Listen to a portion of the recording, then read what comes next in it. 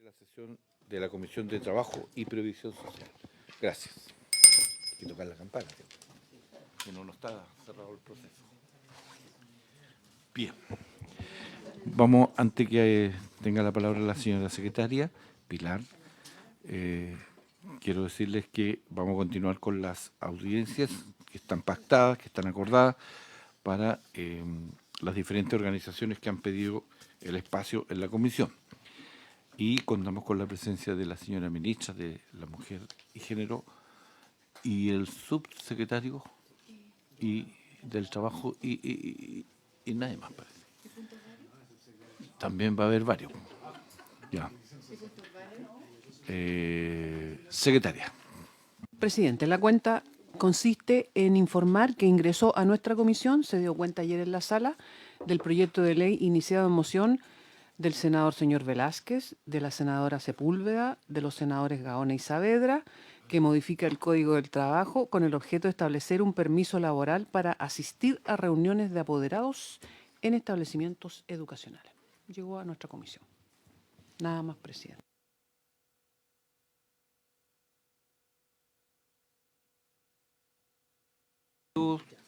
Senadora. Gracias, presidente. En realidad tenemos varias complicaciones. Una, la situación de un sindicato de Falabella en relación al formato de trabajo flexi, que es una modalidad, ¿no?, de llamado muy parecido a lo de Uber, ¿no?, y que está siendo hoy día utilizada no solo por yo diría, una pequeña cantidad de trabajadores, sino cada día se está masificando. Entonces, a mí me gustaría poder reiterar el oficio que se hizo a través de la comisión, porque para que el Ministerio y particularmente la Dirección del Trabajo pueda fiscalizar y revisar qué es lo que está ocurriendo con esta modalidad compleja, por decirlo menos, de trabajo. También reiterar el oficio de la situación del Codelco, para que realice una fiscalización al cumplimiento de los convenios colectivos suscritos por la institución, en particular por las complicaciones que tienen hoy los ex trabajadores de Codelco, División El Teniente, que tienen un plan de salud que al parecer esto no se cumple. Entonces, revisar qué es lo que está ocurriendo con este caso. Lo tercero es la situación del IPS, que he sostenido una reunión por lobby con los funcionarios del IPS, presidente, donde manifestaron su preocupación por el aumento de la carga de trabajo que tendrán los funcionarios por la reforma, lo que sin embargo no se reflejado en la mayor dotación con una asignación especial, lo que suma una situación que es muy complicada, dado además ya que existe un congelamiento de la planta de funcionarios. Y hoy pide conversar una asignación especial de soporte a la seguridad social por la función especial que realizan en la ejecución de los programas de pensiones. Y discutir, sin duda, lo que está pasando en la planta y el encasillamiento. Entendemos que el subsecretario del Trabajo ya conformó una mesa con los trabajadores y vengo a ratificar en comisión el compromiso de los trabajadores para solicitar al Ministerio la disposición de llegar a un acuerdo, pero de reactivar esa mesa de trabajo. Por favor, porque entiendo que se está haciendo, pero hay que hacerlo.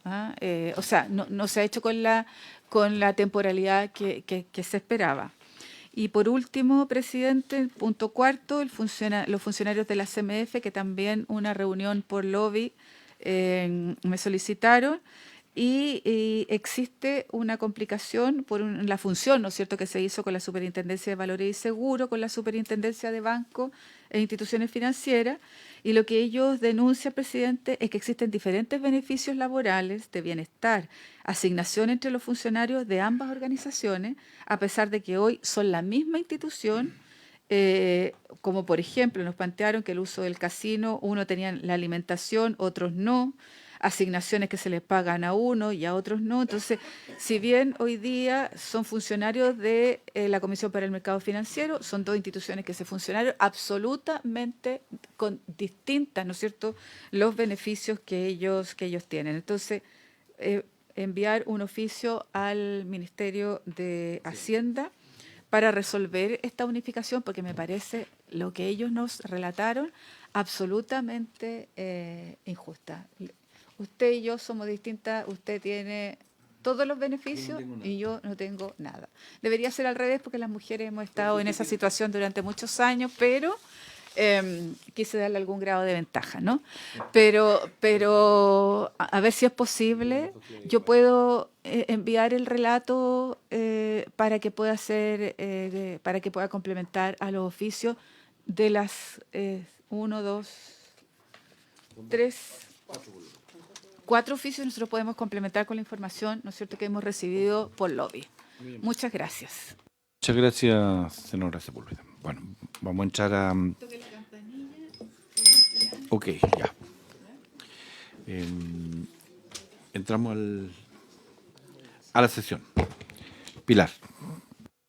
Presidente, para esta sesión se invitaron a 4 entidades. Una se excusó, la ASECH, que está relacionada con las pymes, no pudo concurrir hoy día, pero está presente de Red Unimujeres Chile, la coordinadora señora Evelyn Rodríguez, que está aquí presente, presidente. A continuación vendría el Centro de Estudios Horizontal, la investigadora señora Soledad Ormazábal, que está en el Zoom, allá, la primera mano izquierda, y Fundación Chile, con la directora del área de Derechos Laborales, señora Pamela Martínez, que también está ahí abajo en la pantalla. Presidente, la primera entonces que está aquí presente. La primera en no hacer uso de la palabra va a ser la representante de la Red Unimujeres Chile, la coordinadora, la señora Evelyn Rodríguez, acompañada de... ¿Está sola o...? Solita, ya, ahí. Voy a estar generoso hoy día, 10 minutos. Pero Muchas a gracias. los 10 minutos le voy a cortar el micrófono. Listo, no hay Advertido. problema. Bueno, yo primero agradecer esta oportunidad que tenemos nosotros, las dirigentes sindicales, de ver una mirada distinta de lo más humano y lo más práctico que hacemos nosotros en el día a día. Y quiero darle las gracias y saludarlo al señor Gastón Saavedra, la ministra, las senadoras que están aquí presentes. He visto las sesiones que ustedes han tenido y creo que esta ley que se puede aprobar en algún momento va a ser muy beneficiosa para mantener los trabajos de nuestras compañeras mujeres y además de los hombres también que pueden usar esta ley. Bueno, mi nombre es Evelyn Rodríguez Baeza, dirigente del Sindicato del Sector Privado de Salud, representante de Mujeres en Chile, de Uniamérica, Sindicato Mundial de Sectores de Servicio, que tiene más de 20 millones de afiliados en el mundo. Y además soy la presidenta del Sindicato Nacional de Clínica Alemana de Santiago. La relevancia de avanzar hacia la universalidad del derecho a la sala cuna radica en que represento a sectores altamente feminizados, especialmente al personal de salud, donde las mujeres constituyen cerca del 75% de la fuerza laboral y donde el día a día se evidencia la necesidad urgente de mejorar y regular la vigencia en esta materia.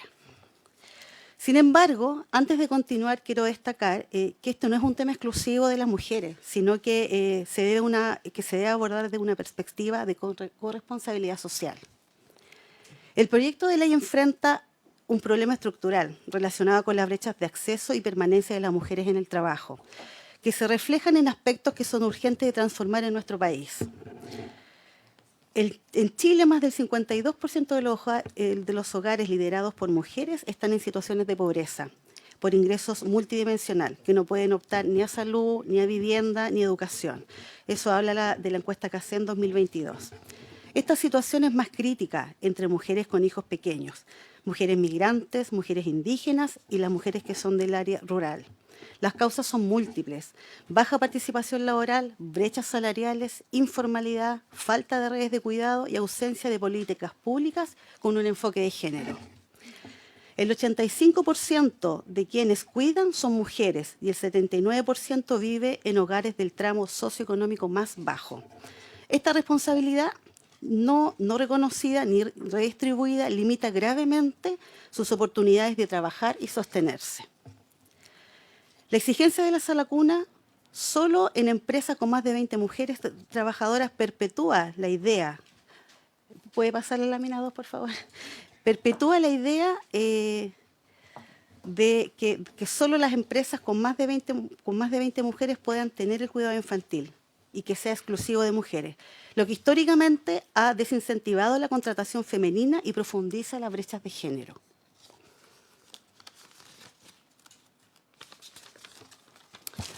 Desde el movimiento sindical afirmamos que esta realidad no puede seguir perpetuándose. La universalización del derecho a sala cuna es una medida concreta que apoyará especialmente a las mujeres que cuidan y trabajan para sostener sus hogares. ¿Puede pasar la otra lámina, por favor? ¿Sí? Mejorar el acceso a la sala cuna tiene una dimensión económica, según el documento técnico Análisis y Propuesta para la Discusión de la Sala Cuna, que se hizo en mayo del 2024, de las autoras Soledad Marzábal y María José Abud, y cito textualmente: a menor quintil hay más mujeres jefas de hogar que requerirán de un lugar para cuidar y dejar a sus hijos menores para poder trabajar y de este modo evitar la pobreza. Se observa que casi el 60% de los hogares del quintil de menores ingresos están encabezados por mujeres, mientras que en el quintil de mayores ingresos dicha situación alcanza solo el 36% de los hogares. Adicionalmente, a menor quintil de ingresos se observa que el número de niños menores de 2 años se incrementa, mientras que en el quintil más pobre hay 0,13 niños por hogar, en el quintil más alto y más rico es 0,6, o sea, la mitad. Lo anterior se traduce que en los hogares con menores ingresos hay más mujeres jefas de hogar, como éstas necesitan trabajar para evitar la pobreza, requieren un lugar seguro donde dejar a sus hijos pequeños. Garantizar el derecho a sala cuna universal ayuda a combatir la desigualdad de género y la pobreza infantil desde su raíz. Porque la pobreza no tiene que tener cara de mujer. Se habla desde la evidencia económica que sufre, porque hay una violencia económica de la que no se habla, que no logran mantener si no están trabajando. ¿Puede pasar a la otra lámina, por favor? Apoyamos la incorporación de la corresponsabilidad en el cuidado del nuevo artículo 204 del Código del Trabajo, que permite que ambos progenitores o personas cuidadoras definan de común acuerdo quién ejerce el derecho a sala cuna, porque abre paso a una distribución más equitativa de la responsabilidad familiar y del cuidado entre hombres y mujeres.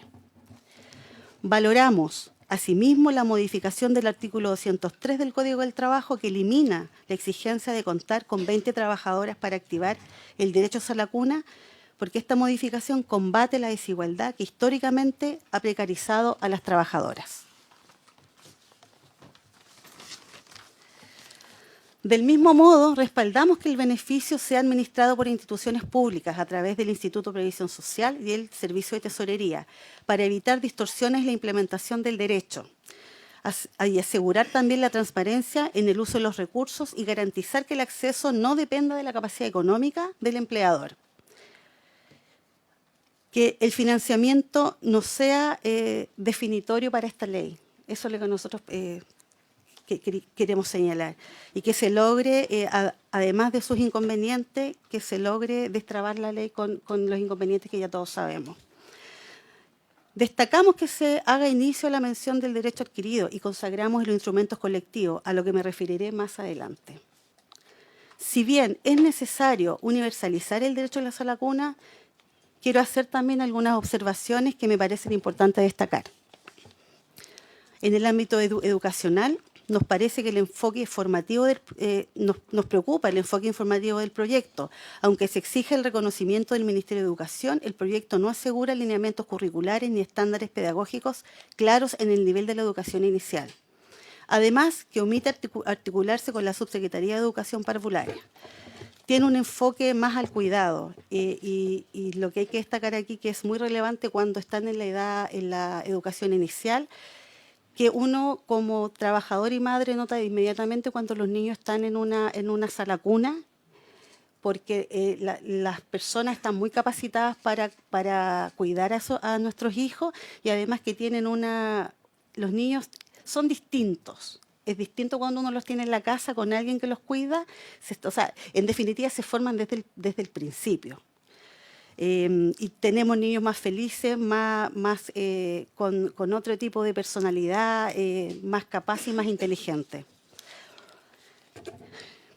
Bueno, nos parece ampliamente positivo que se reconozca explícitamente a los trabajadores independientes dentro del sistema. Sin embargo, advertimos que el acceso a condicionado a cotizaciones previsionales de 0,2 se dejaría a muchas trabajadoras independientes excluidas del beneficio, en especial en los ingresos más bajos o bajos, los trabajos informales, que no cotizan regularmente. Por tanto, si bien se avanza en cobertura del proyecto, deja fuera las mujeres en condiciones más precarias.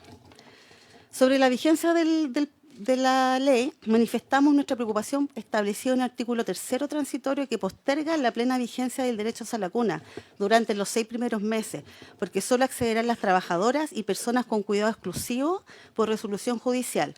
El resto debe esperar un año más. Urge que el acceso sea efectivo desde el inicio, sin distinciones ni postergaciones, para garantizar una implementación justa y coherente con el enfoque de derecho.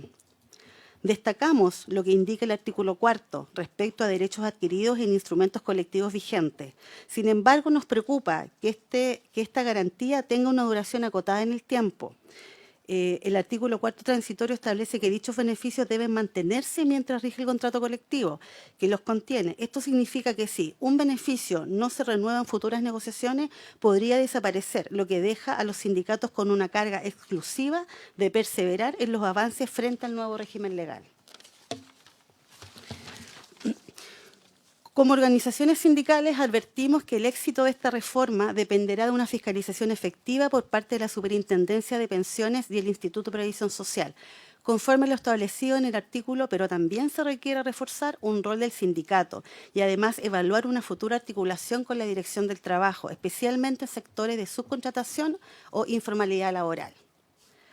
Como representante de UNE Mujeres Chile y representante del sindicato más grande de la salud privada en Chile, hemos impulsado desde las bases la ampliación del derecho a la cuna mediante el diálogo social con la empresa y un rol activo de los sindicatos. Un ejemplo concreto es la experiencia del Sindicato de Clínica Alemana de Santiago, organización que presido, donde logramos incorporar en el contrato colectivo una cláusula que extiende el derecho hasta los 4 años, pero también incluyendo a padres y madres trabajadoras. Esto es muy importante porque además la sala cuna y jardín infantil de la clínica incluye todos los turnos laborales. Hacemos turnos de noche, si la trabajadora hace turno de noche, la guagua se va a la sala cuna y duerme en la sala cuna. La sala cuna queda a 5 minutos de la empresa y además con los buses que tenemos por negociación colectiva nos aseguramos que nuestras trabajadoras, nuestras compañeras lleguen desde los buses, son 17 buses, las pasan a buscar a las comunas y las dejan a media cuadra de la sala cuna. En la sala cuna existe un médico permanente que los revisa semanalmente.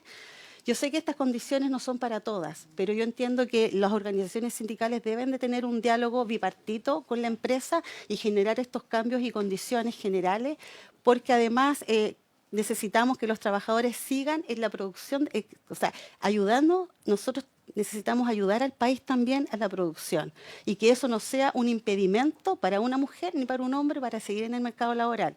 En la pandemia salieron más de 400.000 mujeres fuera del mercado laboral formal, se fueron al informal y se empobrecieron.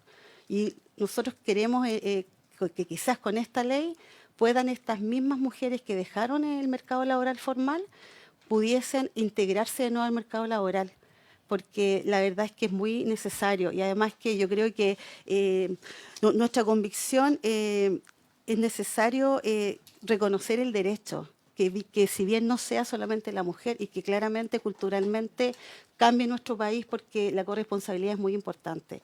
Y esta ley abarca en profundidad lo que significa para una trabajadora y un trabajador tener a su hijo resguardado y así poder seguir en el mercado laboral y que tengan, ustedes tienen una responsabilidad mayor.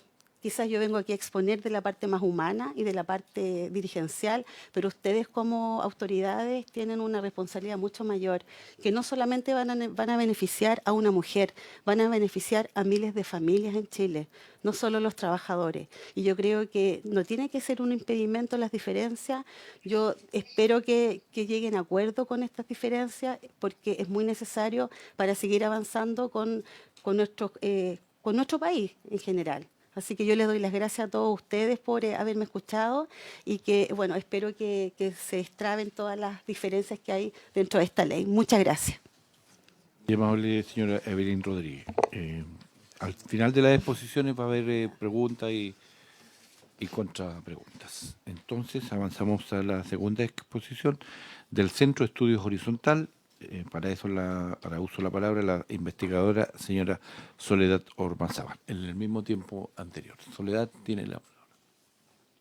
Perfecto. Muchas gracias por la invitación. Saludo a los señores senadores, señora senadora, a la ministra y al subsecretario, por supuesto. Voy a compartir pantalla. Me avisan si se ve bien. Sí, se ve bien. ¿Se ve bien? Ahí Perfecto. está, perfecto. Sí, ahí está perfecto. Gracias. Perfecto. Bueno, a mí me gustaría partir señalando que la legislación actual no es una buena legislación, es una legislación que discrimina contra las mujeres para su inserción en el mercado laboral. Además, discrimina entre mujeres en aquellas que se desempeñan en empresas con más o menos trabajadoras.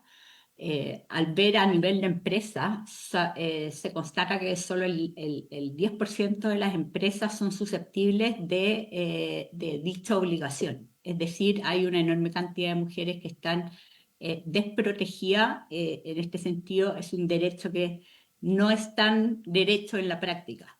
Por lo tanto, celebramos que se esté abordando este tema porque es el artículo 203 del Código del Trabajo, sin duda debe ser modificado. Muy rápidamente, algunos antecedentes. La participación laboral femenina en Chile es baja en el contexto de la OCDE, es baja en el contexto de América Latina también. Por lo tanto, ahí tenemos un importante desafío. Como bien señalaba mi predecesora en la presentación, a menor quintil de ingreso, la participación femenina es menor. La participación femenina va creciendo con los ingresos y eso supone un desafío especial de cara a la calidad de vida de las mujeres y las familias de menores ingresos. Esto, para no repetir, voy a pasar muy rápido porque ya se señaló, las mujeres, hay mayor número de hogares con mujeres jefas de hogar a menor quintil de ingreso. Además, hay más niños menores de 2 años en esos hogares, por lo tanto, este es un problema que afecta especialmente a los hogares de menores ingresos.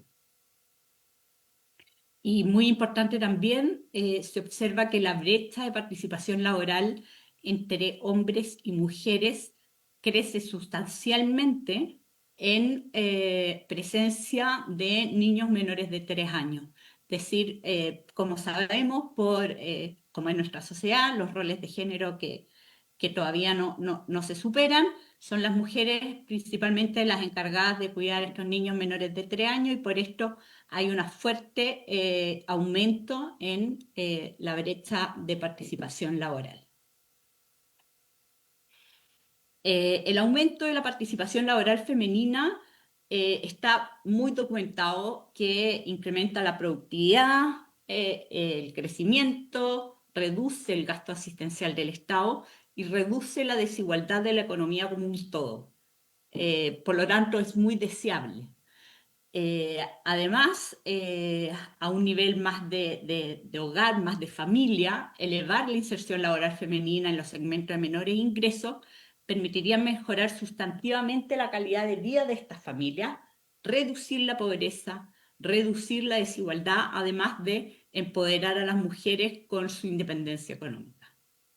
Y lo que es muy importante es que existe abundante evidencia de papers internacionales que muestran que la provisión de esa lacuna es uno de los principales factores que promueven la participación laboral de las mujeres. Es decir, este es un proyecto que está muy bien orientado y es necesario. Me gustaría partir con los aspectos positivos que veo en las indicaciones que se incorporaron al proyecto original. Es positivo que se elimine la diferencia en el monto del subsidio según tamaño de empresa.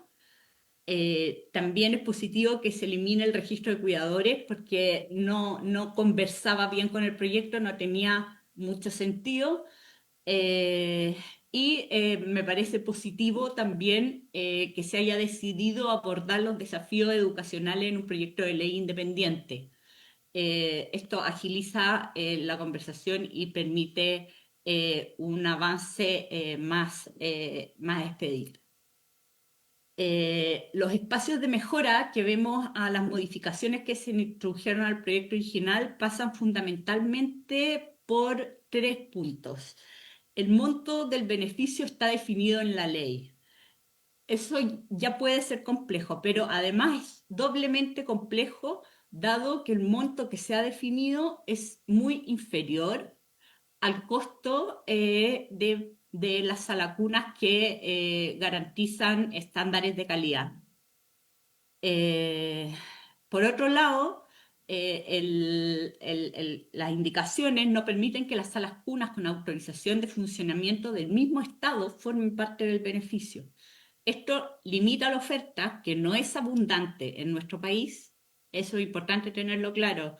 No hay cupos suficientes quizás para hacerse cargo de la cantidad de niños que podrían llegar y estamos limitando la oferta con esta discriminación injustificada en contra de esas salas cunas que, como digo, repito, tienen autorización de funcionamiento por parte del Estado.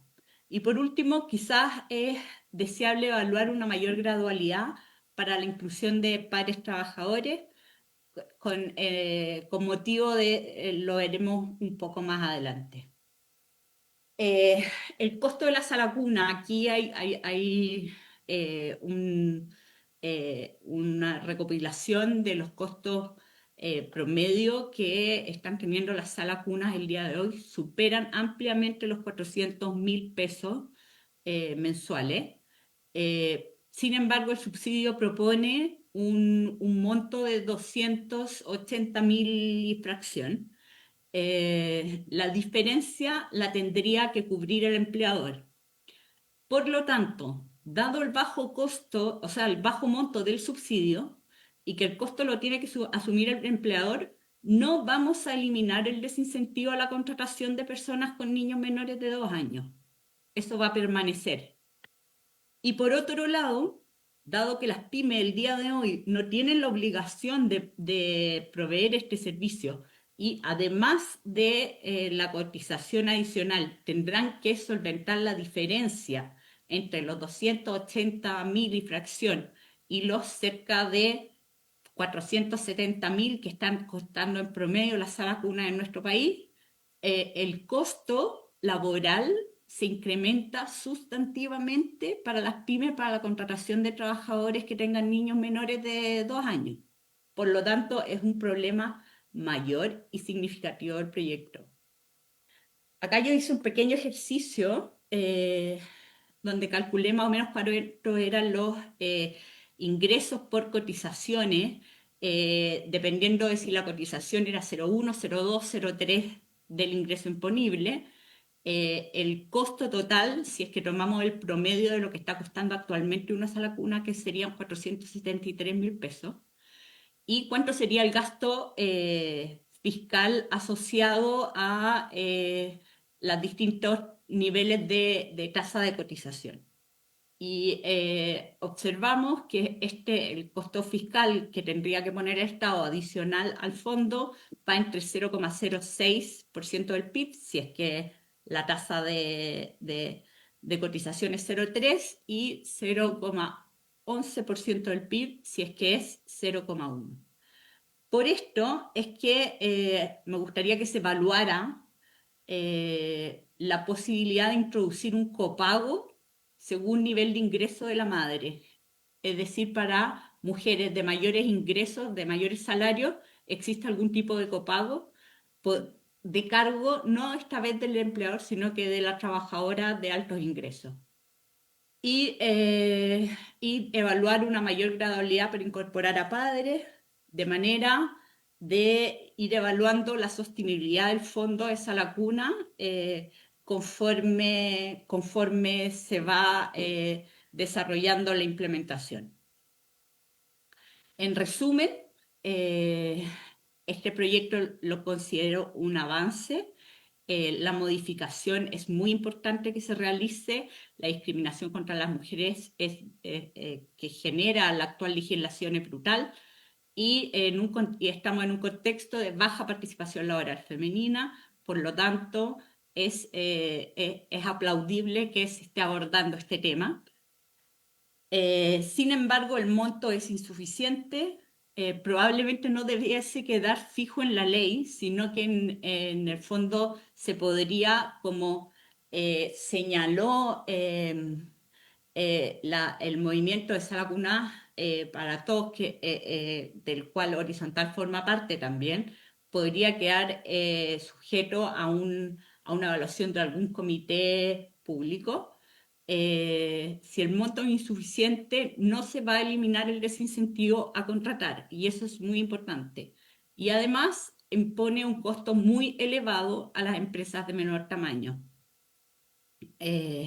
Por otro lado, es necesario que se permita que todas las salas cunas que cumplen con los estándares de calidad del Ministerio de Educación, y repito esto, son salas cunas que cumplen con los estándares de calidad del Ministerio de Educación, puedan proveer el beneficio.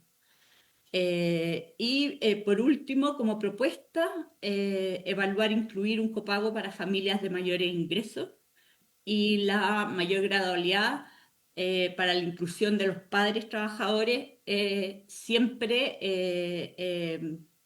sujeto a ir evaluando la sostenibilidad del fondo de Sala Cuna. Eso sería. Muchas gracias. Muy amable, muchas gracias. Le ruego que se quede ahí conectada para la parte final, que pueden haber preguntas respecto a su exposición. Gracias, señora Soledad. Entonces, ahora, en representación de la Fundación Chile 21, la directora del área de Derechos Laborales, la señora Pamela Martínez, quien está por su tiempo. Buenas tardes, honorable comisión, ministra, subsecretario. Voy a compartir la pantalla, no sé si se ve bien, para efectos de mi presentación. Se ve bien. Vale, bien. La pantalla, digo. Muchas gracias por la invitación. Voy a plantear, entiendo que tengo 10 minutos o 7 minutos me habían planteado de la organización. No, hoy día estamos generosos, 10 minutos. Muchas gracias. Voy a tratar de ser muy estricta en el tiempo.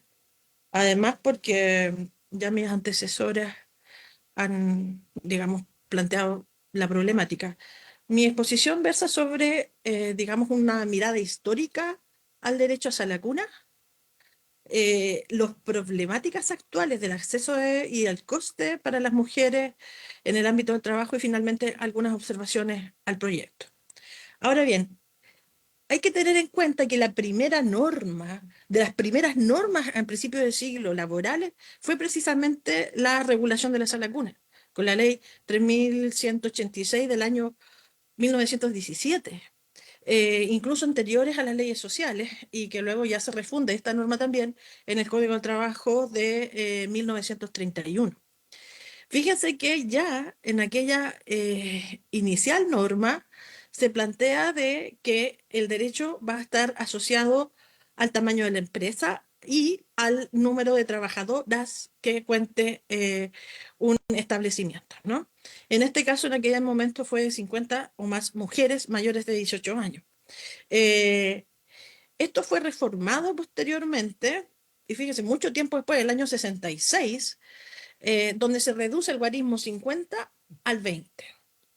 Y hubo varias modificaciones entre medio para ampliar la cobertura, dado que se limitaba a determinados y concretos establecimientos, y sobre todo en el ámbito del comercio. Y esto fue reflejado en la ley 19.591 del año 98, donde se amplió en ese aspecto las empresas obligadas a proveer Sala Cuna, pero se mantenía este guarismo. ¿Por qué les hago presente esto? Por lo siguiente. La investigadora Elizabeth Hutchinson, ¿no?, que ha escrito un libro que se llama Labores de su propio sexo, publicado por LOM en el año 2014, hizo un análisis respecto del impacto de estas normas en el acceso de las mujeres al ámbito del trabajo. Y si ustedes se fijan bien, en 1917 había aproximadamente un 28% de las mujeres activas en el ámbito del trabajo. Eso disminuye a partir de las promulgaciones de las leyes sociales y principalmente de toda esta batería de normas que iban a proteger el trabajo de las mujeres. Entonces, progresivamente, el efecto, al menos que tuvo inicialmente, como se puede, digamos, mirar en este gráfico, ha sido, digamos, el de sacar a la mujer del ámbito productivo. Había más mujeres en el ámbito productivo antes de la norma que después de la norma.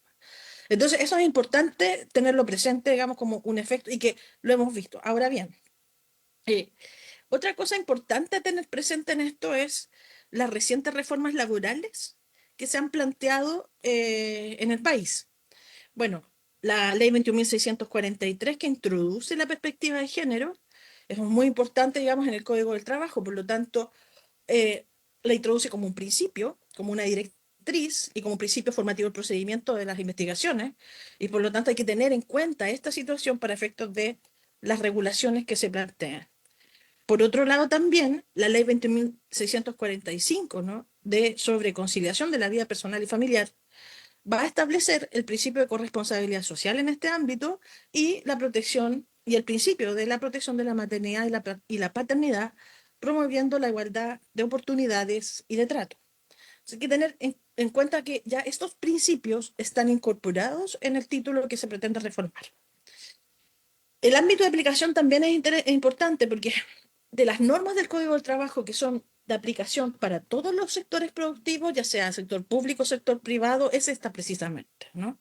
Y por lo tanto, sí que las asocia sí, los beneficios al estar, digamos, afiliado a un sistema previsional. Ahora bien, hechas estas precisiones, ¿no?, en el sentido de ya están incorporados determinados principios a la legislación respecto a estas materias. En segundo lugar, la introducción de la perspectiva de género. Y en tercer lugar, los efectos históricos respecto de la inserción de la mujer en el ámbito del trabajo. Uno podría explicar, en parte, que estas normas han planteado, digamos, el obstáculo o la barrera para el ingreso de las mujeres al ámbito del trabajo. No es el único factor, por supuesto, pero uno podría explicar ciertas cuestiones a través de esto.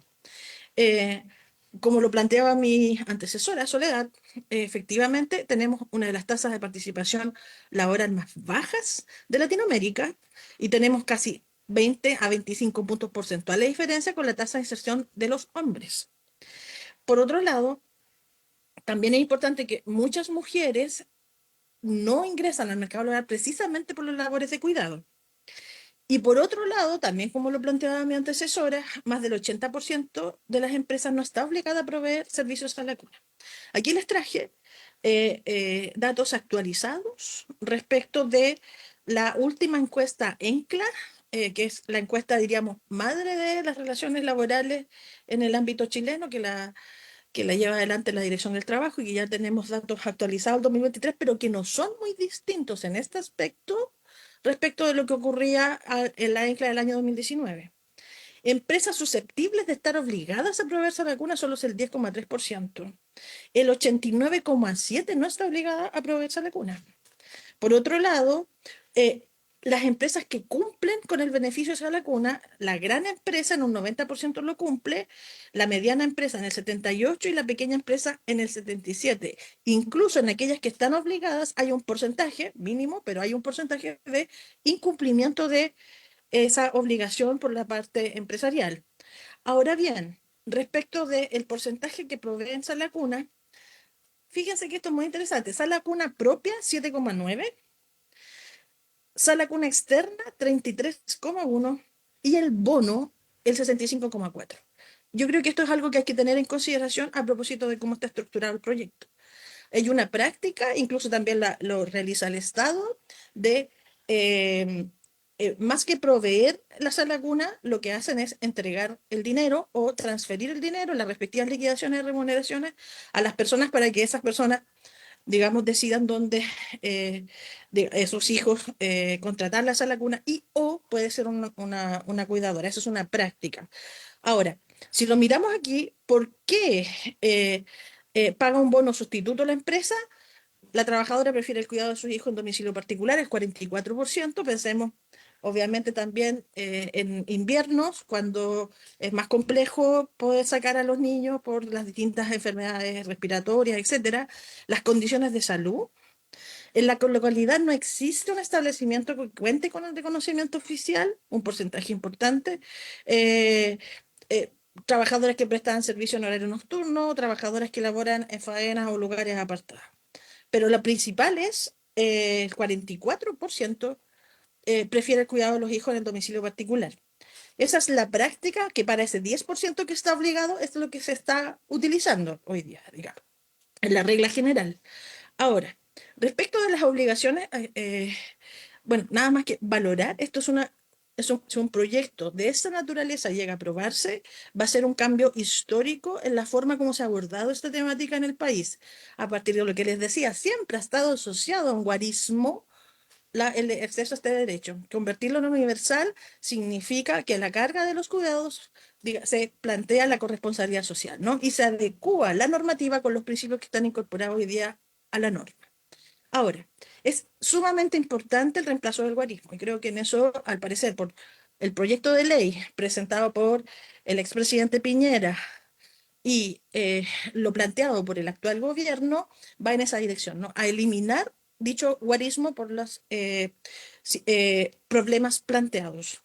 Ahora, se reemplaza la expresión las empresas por los empleadores. En este punto habría que plantear, y como se ha ido señalando en las distintas leyes que se han ido aprobando últimamente, cambiarlo por la parte empleadora, digamos, para efectos de establecer géneros neutros en la legislación. La parte empleadora es una forma de plantear a la parte contratante, diríamos, desde el punto de vista genéricamente neutra. Ahora bien, desde el punto de vista del Fondo de la Sala Cuna, es importante que se pueda evaluar la insuficiencia de la cotización. Se entiende que es una primera aproximación, pero sin duda, y como lo planteó Soledad, obviamente es altamente insuficiente, no está asociada a los costos y eso puede provocar algún problema. Por otro lado, la finalidad, ¿no? El aporte de esa lacuna y, digamos, el aporte de los predadores y las personas independientes. Mi observación es que se crean un sistema de tres pilares, ¿no? Por un lado, la sala cuna para personas en situación de vulnerabilidad, la regla es servicios y establecimientos públicos, Junji, Integra y sus redes. Sala cunas para personas independientes que conducen voluntaria o obligatoriamente y sala cuna para personas dependientes del sector público o privado. Así se amplía la oferta, pero hay que tener en cuenta, eso sí, el tema de los costes. Y una última observación, y con esto termino, la comisión o el comité que debería evaluar los valores está programada en el proyecto para 4 años.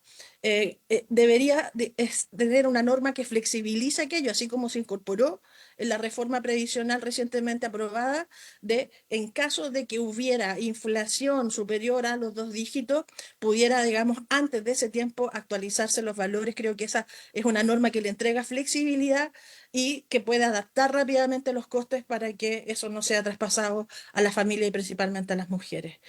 Muchas gracias, honorable comisión. Muchas gracias por la exposición.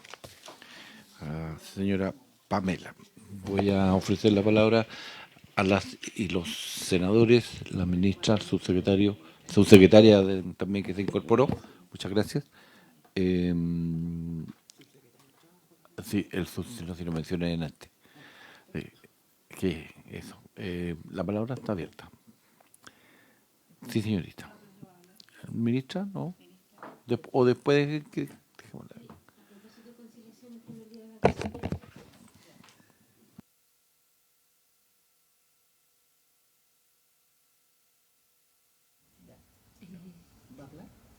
Si quisieran partir ustedes, preguntarle un par de cosas. Lorena.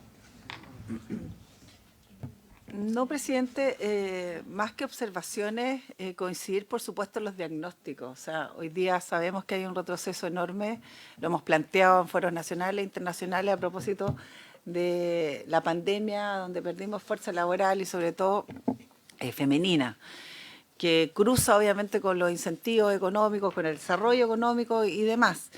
Pero al final del día llegamos a la misma conclusión, y me hago cargo de lo que dijera mi profesor de Derecho Económico, del vil billete. ¿Cómo soportamos un gasto mayor en las condiciones económicas que hoy día están planteadas y que son la realidad pura? O sea, efectivamente hay una necesidad de generar tal vez un subsidio, una fórmula tal vez gradual, pero al final del día creo que todos coincidimos en que necesitamos urgentemente modificar la ley y generar esto como correspondería a un país como el nuestro, que aboga por los niños y niñas a que tengan una formación desde la primera infancia con estándares adecuados y garantizados a todos por igual. Entonces yo nomás, presidente, reiterar lo que decíamos en la reunión el día lunes o en la comisión, tener prontamente la posibilidad de una propuesta financiera que abarque y que nos dé nota respecto a qué probabilidades tenemos de avanzar. Hay una discusión bien aparte que ahí tampoco yo logro precisar y no sé qué nos podría, a lo mejor el Ministerio de Economía, cuál es el impacto real que esto va a generar en las medianas y pequeñas empresas. Porque, sincerémonos, también escuchábamos al presidente del sindicato, ¿cierto?, de Walmart, Juan Moreno, que decía, tampoco mitifiquemos tanto esa figura, o sea, hay un impacto real mayor que es imposible de abordar por parte de la pequeña y la mediana empresa.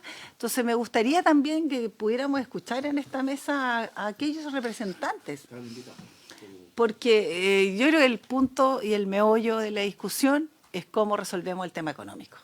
Y ahí creo que urge la propuesta, urge los actores y avancemos también sobre esa parte, a lo mejor más direccionada, para poder avanzar en la discusión, a lo mejor más del proyecto. Ok. Mira, yo reiterar lo que también mencioné la semana anterior, es que la segunda semana del próximo mes, yo voy a poner en votación todos los artículos que veo que son parte del diagnóstico y en que hay comunión respecto a los puntos, o sea, y la piedra de tope o el punto está en el financiamiento. Ahora mismo el diagnóstico es común, el valor que se le da al proyecto por parte de las tres expositores es un cambio profundo, estructural, que tiene que ver con la superación de la brecha de la mujer en el trabajo, de incorporar la corresponsabilidad, pero al mismo tiempo se abre la universalización de este derecho. Queda claro que no toca el proyecto educativo, porque para eso está en otro ministerio y es una modificación al Código del Trabajo. Las cuentas que yo saco es que la diferencia es 6.86 UTM de diferencia a la luz del dato entregado hoy día de 472.000 pesos, que es lo que escuché acá. No sé si estará correcto o no, pero por lo menos ahí hay un piso o hay un indicio respecto de el abordaje entonces de dónde está la principal dificultad para poder avanzar. Y para eso, estimada ministra, subsecretarios y subsecretarias, tenemos que abocarnos yo diría, avanzar en conversaciones para, mientras que a este tiempo y resolver un punto, acercarnos y tener entonces luz verde para poder legislar el proyecto en su conjunto, porque de verdad que es parte además de cambios estructurales que el país necesita, o sea, no pudiéramos estarlo dilatando más. Eso por mi parte, Alejandra. Muchas gracias, presidente.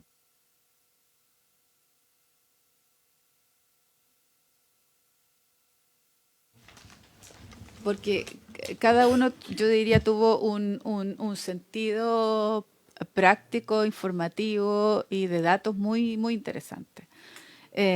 Agradecer a la señora Evelyn, ¿no? Porque yo creo que ella nos obliga, nos obliga moralmente a colocarnos de acuerdo, y nos obliga a buscar una solución en este tema que es tan relevante, y comparto que no es solo para las mujeres, sino para las familias. Y felicitarla por los logros de su sindicato. Si nosotros tuviéramos más sindicatos en este país y que entendiéramos este mix, esta combinación que tenemos que tener entre los trabajadores y los empresarios, y entendernos que los dos son parte importante para que les vaya bien, tendríamos una cosa absolutamente distinta en este país. Bueno, algún día tendremos esa madurez para poder llevar a cabo esto. Lo segundo es que yo creo que son muy interesantes los datos de la señora Martínez, ¿no? De Pamela, ¿sí? Que no veo bien el nombre, todavía estoy media cegatona. Entonces, yo creo que es muy interesante desde el punto de vista de la perspectiva en el tiempo, de cómo se desarrolló y cómo fueron cambiando, ¿no es cierto? Estoy pensando el año 66, después el año 98, ¿no? Y las repercusiones que tuvieron en relación a cómo disminuye el uso, ¿no es cierto?, de esto. Y de la misma forma, a mí me encantan los datos, porque estos datos te sirven, ¿no es cierto?, para después sustentar el voto, sustentar las indicaciones, etcétera. Pero lo que a mí me llama siempre la atención es cómo podemos cuantificar a partir de este proyecto de ley cómo va a ser la reacción de la familia, ya no de tanto de la mujer, de la familia, y de la mujer en forma específica en relación a incorporarse al mercado laboral. Yo no lo tengo claro todavía.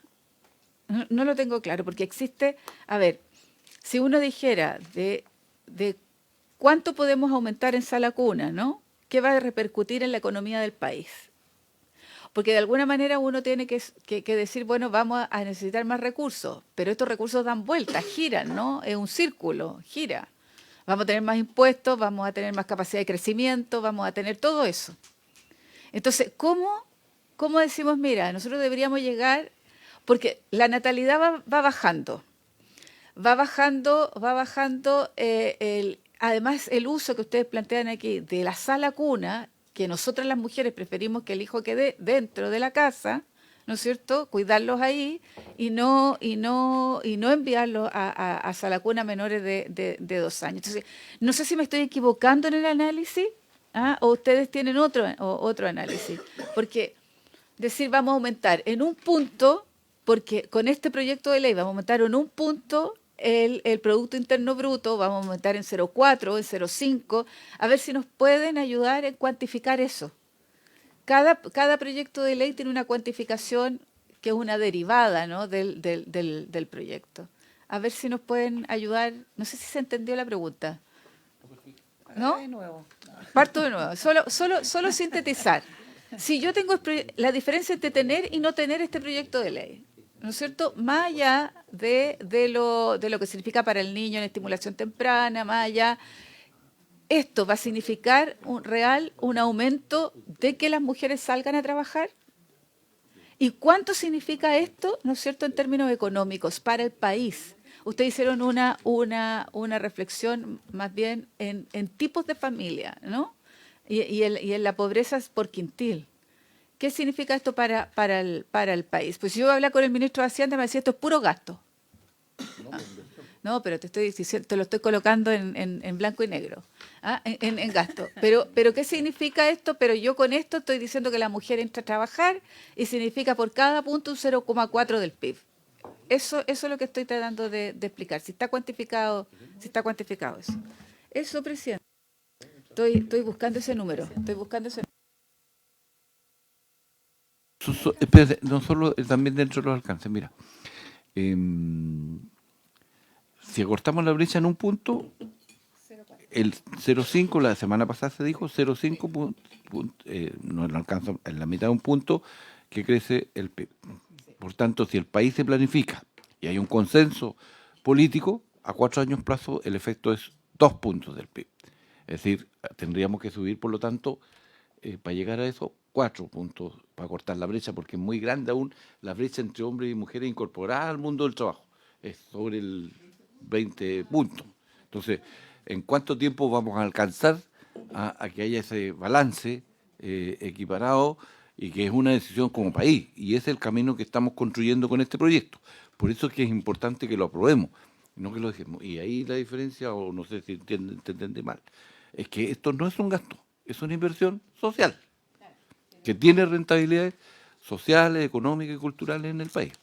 Y eso es el valor que tiene esto. Si no, bueno, el ministro de Hacienda pues, tendrá que abrirse más conceptualmente. Con todo cariño, usted quería decir.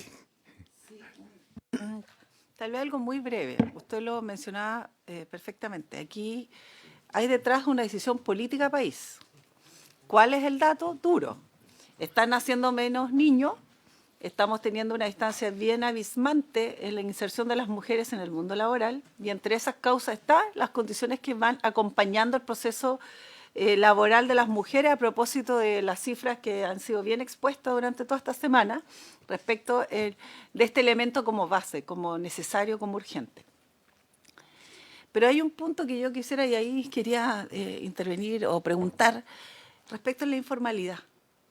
Porque no quiere decir aquello que las mujeres no trabajen, sino que están trabajando de una manera informal por distintas condiciones, entre ellas porque no obedecen a un horario formal que permita compatibilizar la vida laboral y familiar pese a nuestra legislación que tiene que ponerse a lo mejor en ese aspecto de manera más proyectada en el tiempo, pero hoy día esa es una realidad. Entonces, ¿quién cuantifica la informalidad? Y en definitiva, si alguien nos pudiera decir cuál es la vacancia, si hago el cruce de los niños menores de 2 años, que hoy día eventualmente se pudieran estar todos en una sola cuna, necesitamos. Y no lo están. Ese tema yo creo que es súper esencial para avanzar en la progresividad, si es que pensamos en aquello, en la distribución, si es que pensamos en las diferentes instituciones del Estado, no del Estado, etcétera. Pero creo que ese es un punto que tenemos que tenerlo sumamente claro. Muchas gracias, presidente. Saludar a la ministra, a todo su equipo. Yo también quiero sumarme los agradecimientos por las 3 exposiciones, porque yo creo que han planteado temas que quizás no estábamos visualizando en el proyecto. Lo primero, en el caso del Sindicato de Trabajadoras de la Clínica Alemana y la organización Unimujeres Chile, quizás, ministra, no para que nos responda hoy día, pero en estas conversaciones que vamos a tener que tener con ustedes, porque lo que yo entiendo, lo que ustedes nos plantean es lo siguiente. Todos los trabajadores de la clínica alemana van a tener que cotizar el 0,2. Pero ustedes hoy día tienen su propia sala cuna y están contentos y además, les genera toda una situación de bienestar porque los niños están muy cerca de las mamás, etcétera, etcétera. Y en el futuro también muy cerca de los papás. No sé, ¿los papás también tienen derecho a la sala cuna? Ya. Entonces, porque el sistema, como yo lo entiendo, de acuerdo con el proyecto de ley y con la indicación del Ejecutivo, no estaría permitiendo que ese tipo de soluciones se mantengan. Usted dice que sí, ya, eso es una muy buena noticia, porque la señora, la profesora Pamela Martínez nos dice dentro de sus datos que habría aproximadamente un 4% de las empresas, si lo entendí mal, ruego que me excusen, pero que habría un 4% de las empresas que ofrecen una solución propia. Entonces, ¿cómo vamos a respetar esa solución propia? Que probablemente sea algo muy, muy deseado por sus trabajadoras y trabajadores. Qué bueno que la ministra nos diga, sí, se va a poder. No sé cómo está reflejado eso en el articulado, pero en fin, la voluntad es que se pueda. Eso creo que eso es muy, muy importante. Y lo otro es que también un dato que nos proporciona la profesora Pamela Martínez, a mí me impresiona la cifra esto de que, a ver si estoy bien, pero hay un porcentaje muy alto que prefiere el bono. pero muy alto. O sea, no recuerdo si es 65% o algo así. Está por aquí en los datos que nos dieron. 65,4%. Sobre todas las empresas que proveen salacuna y 73% sobre las empresas obligadas a proveer salacuna. Nosotros aquí lo que vamos a hacer de alguna manera también es elevar el monto posible para financiar. Entonces también el tema del bono, que yo entiendo que el bono lo estamos descartando, ministra, ¿verdad? No, tampoco. Quiere decir que hemos leído muy mal, yo he leído muy mal el proyecto. Pero, porque claro, aquí lo que nos puede ocurrir es que las mamás, los papás sigan prefiriendo el uso del bono porque les soluciona más rápido. Entonces, ¿cómo vamos a compatibilizar todo esto? Yo por lo menos, ministra, confieso que estaba pensando solo en la salacuna tradicional, digamos, incluyendo, por supuesto, la que tienen las propias empresas. Pero no estaba pensando en el tema del bono, porque no me imaginaba que era tan alto el porcentaje de mamás y también de papás probablemente que prefieren el bono por sobre el envío de los niños a la salacuna más formal. Muchas gracias, presidente. La señora Soledad pidió Soledad la palabra y yo mira, antes me disculpa. Tenemos un problema en Chile además, porque el sindicato debe ser del 10% de los que negocian colectivamente en Chile. El resto no tiene negociaciones colectivas. Y aquí vamos seguramente a discrepar porque a algunos les interesa la flexibilidad. Es decir, que no haya negociación para hacer las cosas por su nombre. ¿Ya? Y a mí me interesa que haya negociación colectiva y se aumente además porque hay que ser coherente políticamente. Eso está establecido en la Constitución como un derecho y resulta que se ocupa poco. Lo mismo que la sindicalización, que es otro derecho, y también tenemos tasas que son bajas. Entonces, y si tuviéramos como información, querida ministra, ¿cuál es la mediana de los ingresos de las negociaciones colectivas? No quiero ir más allá, porque es súper potente eso, saber cuánto se paga, porque a partir de eso entonces la pregunta o la interrogante que nos plantea José, de por qué todo se transforma en ingresos. Ya, malamente, no estoy avalando eso, pero ahí hay a lo mejor una incipiente respuesta respecto de un punto que a mi entender no debiera ocurrir, pero nos ocurre como sociedad y habría que abordarlo. No digo más. Le cedo la palabra a la señora Soledad, que la pidió, y después usted, ministra. Muchas gracias, presidente. Yo solamente tratando de contestar a la duda de la senadora Sepúlveda. Los estudios, solo mencionaré dos, pero que yo he visto de cómo aumenta el empleo femenino cuando hay mayor disponibilidad de salacuna. En Italia se hizo un estudio que mostró que un aumento de solo un 1% de disponibilidad de salacuna incrementaba la participación laboral de madres en un 1,3%, es decir, más de lo que aumentaba la disponibilidad. En Quebec se hizo un estudio similar donde encuentran resultados similares, pero además encuentran que particularmente aumentó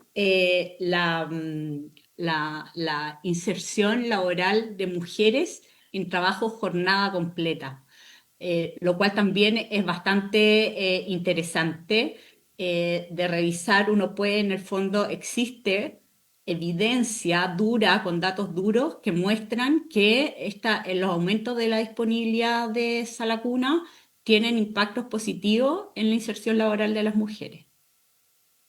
Eso quería manifestar. Gracias. Muchas gracias. Sí, sería, si tuvieran en la investigación no solo la cualificación del tema, sino que la cuantificación en números, porque así a lo mejor se entiende mejor la radiografía de la red. Si fuera posible, no hoy día, pero... Sí, yo les puedo enviar esos documentos, pero como les decía, en Italia fue el aumento de un 1%, aumentaba en un 1,3% la empleabilidad, el trabajo de madres de hijos pequeños. Ok, Muy amable. ¿Pudiera repetir, por favor, porque el senador Bianchi estaba anotando? Que en Italia se encontró que el aumento de un 1% en la disponibilidad de sala cuna incrementa la participación laboral de las madres en un 1,3%. Eso fue en Aumenta. Italia. Y en Quebec La oferta aumenta fue, y aumenta la empleabilidad. sí, aumenta la empleabilidad. Interesantemente, aumenta más la empleabilidad de lo que, de lo que aumentaba la disponibilidad de sala cuna, Claro, es decir, porque el efecto era aún mayor. Hay que sumar los empleos que la misma sala cuna genera. Exactamente. Que también. Ya, le voy a ceder la palabra, salvo que algún senador quisiera... ¿No? Ya, ok. Ministra, usted tiene la palabra. Muchas gracias, presidente. Bueno, quiero agradecer las presentaciones del Sindicato Unimujeres, o sea, de la Organización Unimujeres, del Sindicato de la Clínica Alemana, de Soledad Marsal y de Pamela Martínez de Horizontal y Chile 21. Respecto a algunas cosas que se han comentado, efectivamente, la redacción actual del Ejecutivo permite mantener formas de cumplimiento como la mencionada por Evelyn, como la de la clínica alemana, propia.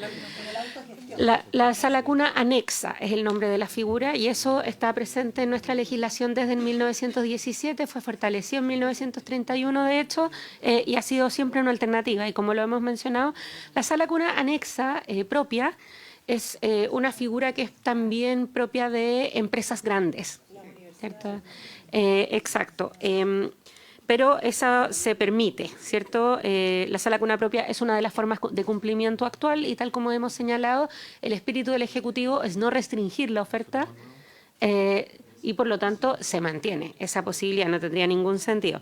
Ahora, respecto a las otras cuestiones que están consideradas ahí, y lo hemos señalado en varias oportunidades, hay varias menciones en el articulado actual en que esto se refuerza. En primer lugar, en el articulado transitorio, donde se establece que para quien ya está en cumplimiento del derecho se va a mantener la forma de cumplimiento hasta que se extinga la obligación, que eso es decir, que el niño o niña cumple 2 años.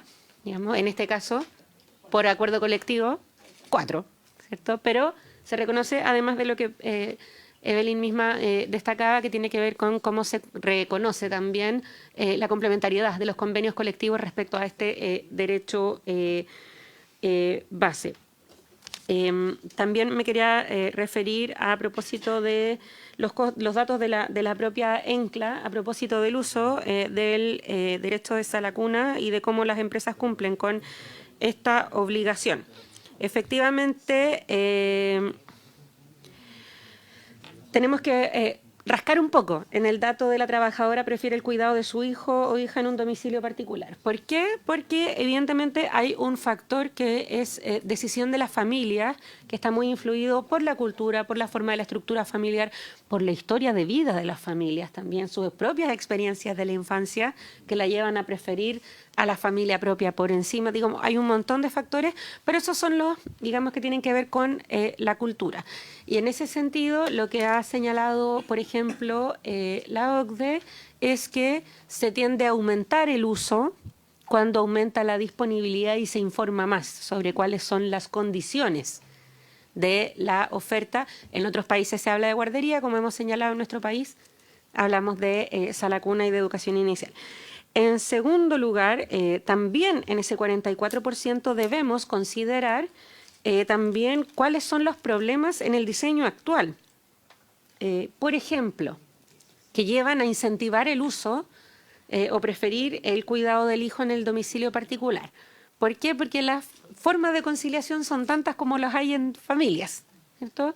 Y por lo tanto, por ejemplo, la disposición de convenio vigente de la empresa con una sala cuna puede no coincidir con el arreglo familiar que existe.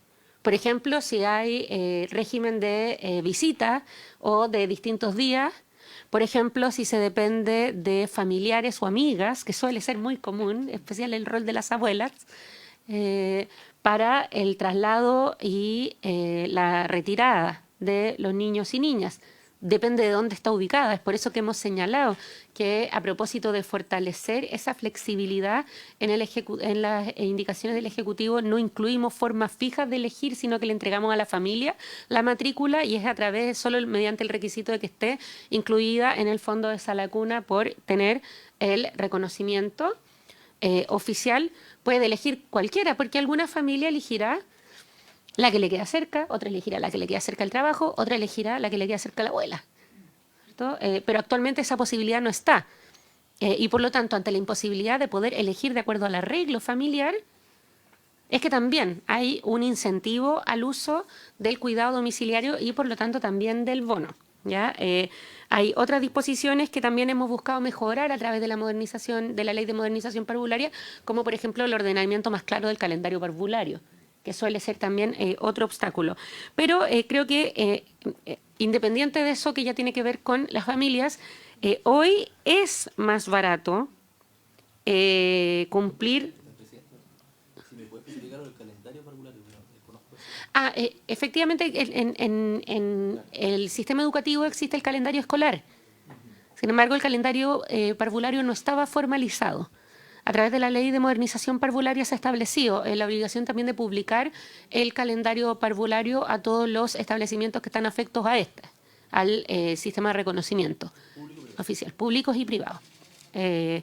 Lo cual permite también buscar las formas de conciliación con anticipación cuando estamos en etapa de vacaciones. Huelga decir además que a través de la Ley de Conciliación, de la cual el senador Bianchi fue también impulsor por su intermedio presidente, se le entrega la prelación a las familias que son cuidadoras de menores de 12 años para poder solicitar el feriado legal durante el calendario oficial. Por lo tanto, estableciendo un calendario parvulario también incluimos esa posibilidad porque no estaba claro.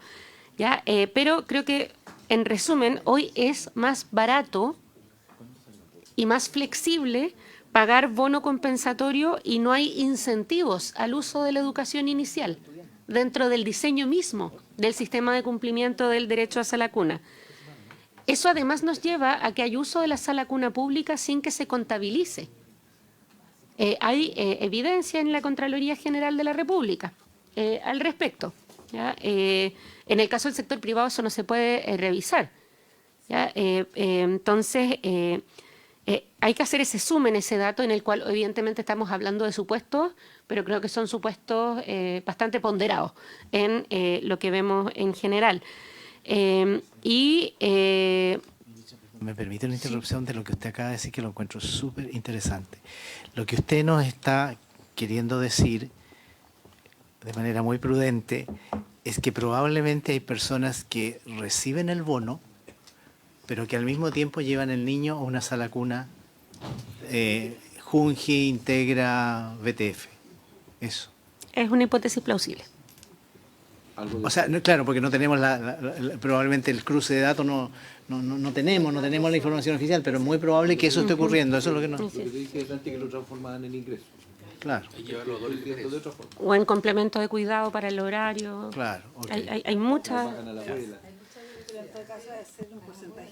Es un porcentaje menor, pero me refiero a que son el actual esquema no es flexible para la realidad de las familias, pero además no constituye un incentivo para el uso de la educación inicial, que es otro principio que buscamos incentivar a propósito de su evidente impacto en el desarrollo de los niños y niñas, en el desarrollo del país, pero también en la protección integral de la infancia. Y aquí voy al dato respecto al bono. Y de ahí, si me permitiera, presidente, le daría la palabra a la subsecretaria para que se refiriera en específico respecto al bono, pero creo que hay un punto. Cuando enfrentamos la pandemia, se dispara. O sea, creo que cuando hay que evaluar el uso del bono de compensación, lo óptimo sería, como en otros datos, ocuparlos en el prepandemia. ¿Por qué? Porque en pandemia, por motivos evidentes, no hubo vacuna para los menores de 2 años. Durante la mayor parte de la pandemia se intensificó mucho el uso de este bono. También cambiaron las disposiciones familiares y la tolerancia familiar hacia la enfermedad de los niños. ¿Por qué? Porque esto es una tendencia. Las madres que fueron primerizas durante la pandemia, sus hijos básicamente no se enfermaron durante 2 años. Y hay una expectativa un poco distinta respecto de cuál es el bicho tolerable, digamos, ¿cierto? Y por lo tanto eso ha ido morigerándose a través de los años post-pandemia, sobre todo durante el último año, gracias al uso y la campaña del Nirsevimab, porque es en la campaña de invierno donde esto más se intensifica. Pero, en definitiva, lo que quiero transmitir es que actualmente el diseño de la ley y la forma de cumplimiento de esa lacuna no constituye un incentivo a ocupar las vías formales, sino las excepcionales. Y eso es por rigideces, como por ejemplo el convenio existente con una sola. Eso podría ser superable a través de la disposición de que el fondo de esa lacuna se haga a través del comprobante de matrícula, y eso elige la familia dónde matricula, y en segundo lugar el incentivo a que esto se haga a través de la educación inicial. El último dato que quería entregar tiene que ver con la tasa de uso en la educación parvularia, que es que, bueno, la tasa de uso se calcula en base a la matrícula. Sobre el punto. Supone entonces que nosotros, al generar una política pública de esta magnitud, haremos de esta necesidad una obligación, porque obviamente pudiera alguien definir no hacerlo y usar la otra vía o usar una vía alternativa. ¿Cómo lo vamos a, digamos, a monitorear? Sí. Por supuesto, ahí yo creo que es muy importante también mantener... Esto es un tema complejo, pero creo que es importante mantener la confianza también en las familias. Como decía, hay familias que legítimamente, por historia familiar, desconfían de formas de cuidado externalizado. Son muchas. Y dada la prevalencia de formas de violencia hacia la infancia en nuestro país, y lo silenciado que está eso, no elaborado, digamos, no procesado, eso hay que tratarlo con cuidado. ¿Cómo demuestra la evidencia que se incentiva el uso de la educación inicial? Con información y demostrando sus beneficios. Así fue cuando se expandió agresivamente la educación inicial durante el gobierno de la presidenta, por ejemplo, y demostrando cómo mejoraba el desarrollo de los niños y niñas a partir de la socialización temprana. Pero hoy, y ahí creo que podemos también remitir los datos, ¿cuál ha sido la contraparte de la reducción en la matrícula de la educación inicial?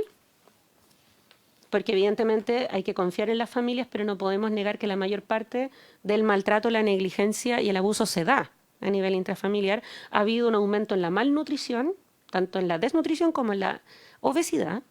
Ha habido un descenso en el desarrollo psicomotor, en las habilidades sociales, y por lo tanto, y eso se está viendo y lo vamos a ver reflejado en los próximos años en los niveles de educación escolar. Y por lo tanto, esto también es un tema de desarrollo país. Ahora, eso se tiene que hacer entregando la información a las familias, y evidentemente también ahí juega un rol importante, y por eso para un marco, un borde importante para el Ejecutivo, es la Ley de Garantías de la Infancia. Es decir, tenemos que propender a que el cumplimiento de la obligación de sala cuna se haga a través de un mecanismo que asegure condiciones fiscalizables de cuidado, como lo es un establecimiento, por encima de otras vías informales, asumiendo que también las familias ahí van a tener la última palabra, pero la evidencia muestra de que cuando se muestran los beneficios de la sala cuna, retrocede el uso domiciliario.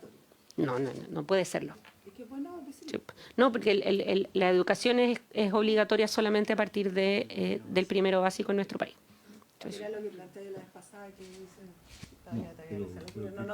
Está establecido así. Bien, hemos avanzado, nos quedan una sesión de audiencias y ya está advertido que comenzamos en la segunda semana de julio a votar. Pero por favor. No, por supuesto. No, solo para agregar que el uso del bono es reciente. El bono no existía. El bono tiene una creación que es en un dictamen de la Dirección del Trabajo, que luego se fue acomodando a prácticas que están marcadas fundamentalmente por la pandemia. En las mediciones de la ENCLA hay un 13% de aumento en el uso del bono entre el 2015 y el 2025, pero también hay que recordar que hubo una época en que no había bono. Entonces, eso es como es permeable también, probablemente eso tiene mucho que ver la conducta de las personas trabajadoras, el hecho de que igual incrementa la renta y por ende también es una opción. Entonces, con incentivos adecuados que están también ya relatados, que tienen que ver con la cercanía, de donde tenga resuelto otros temas de cuidado, probablemente un sistema que garantice acceso a una sala cuna de calidad, con estándares, probablemente va a también poder cambiar esa cultura. Y solo volver a señalar, o reafirmar que las condiciones de entrega del beneficio se mantienen en el artículo 203, por ende la sala cuna anexa se mantiene. Y ahí el aporte de sala cuna va a ir al empleador sostenedor de la sala cuna. Ese es el efecto. Entonces, el aporte va, el único caso donde va un empleador, porque no pasa por el empleador. El aporte. El aporte solo pasa por el empleador cuando el empleador es sostenedor. Perdón, muy breve. ¿Quién fija hoy el monto del bono? ¿La Dirección del Trabajo? Las partes. Las partes. Por eso es mucho más. Las partes. Sí, y no olvidar que ¿Cuánto pagamos a la cuna? Las negociaciones colectivas ofrecen un piso de negociación. Por ende, la norma transitoria claramente establece que eso puede cambiar en virtud del artículo 311, que es el que establece que el piso se cambia de común acuerdo por las partes. ¿Cuánto es lo que pagan los trabajadores por no? O sea, yo creo que en promedio el costo de nuestra sala cuna, yo creo que tiene que ser alrededor de los 400.000 pesos por trabajador. O sea, considerando también que una sala cuna que está con las normas de higiene y seguridad, que tiene todo implementado, pero el valor igual es alto. Por eso que yo mencionaba que el 0,2 con las 4,11 UTM son insuficientes quizás, y probablemente lo sean, pero efectivamente la sala cuna que tenemos en Clínica Alemana abarca una cantidad importante de gasto para la empresa, pero claramente la empresa no lo ve como gasto, lo ve como una inversión, porque se asegura también que las trabajadoras y trabajadores se mantengan en el mercado laboral también. Exactamente. Y además otras cosas implementamos, que las mamás que tienen niños con enfermedades graves, también se les da un bono para que no lleven a sus hijos a la sala cuna. Tenemos varias cosas implementadas con la empresa.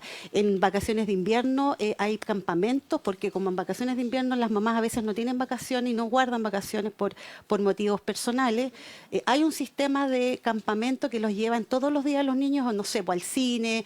Entonces las mamás siempre están con los niños que pueden llevarlos a la clínica, pero hay un compromiso, pero también nosotros sabemos de parte de los sindicatos que es un costo, pero también para la empresa es un beneficio y además es una inversión para que el trabajador esté más tranquilo trabajando y se mantenga en el mercado laboral, tanto hombres como mujeres. Sí, Evelyn, pero dígame. Perdón, una pregunta muy concreta. Dígame. ¿La sala cuna de ustedes cuenta con lo que se conoce como reconocimiento oficial? Entiendo que lo entrega el Ministerio de Educación, ¿verdad? Está autorizada por la municipalidad y por la JUNGI. Entonces. Sí. O sea, tiene la sala cuna 45 años. O sea, llevamos 45 años con la sala cuna. Sí. Que es más antigua. Sí. Ya. Pero esta sala cuna... Yo quiero recordar que el requisito va a ser tener reconocimiento. Lo que pasa es que la sala cuna tiene existencia 45 años. Entonces yo creo que ha actualizado los permisos. Pero sí, gracias. Estamos muy felices con nuestra sala cuna. Bueno, muy amable a quienes fueron los expositores, a la ministra, a la subsecretaria, subsecretario y a todos los que vinieron por haberse cumplido el objetivo de la sesión. Esta se levanta.